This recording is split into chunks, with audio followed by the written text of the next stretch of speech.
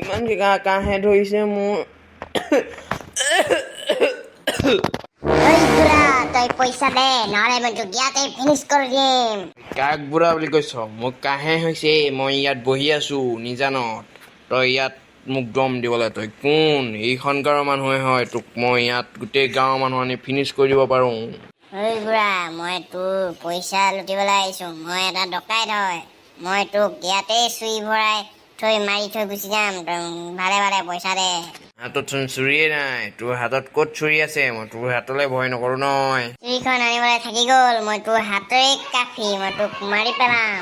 পাইছ মছলা, তই কৈছিলি নহয় মই তোলে ভয় নকৰো বুলি। এতিয়া কেনে লাগিছে? তোৰ মই পইচাও নিম, তোক মাৰি থৈও যাম ইয়াতে। ঘৰলে এতিয়াই ফোন কৰি কৈ দে মোৰ লাষ্ট দিন আছিল আজি, মোক এটা ডকাইতে মাৰি পেলালে। নকওঁ দুখ কৰিব নহয় ঘৰৰ মানুহে। হ'ব নকলেও মোৰ কোনো কথা নাই। মই তোৰ পইচাকেইটা পালে হ'ল। Bye bye finish সেটেলমেণ্ট।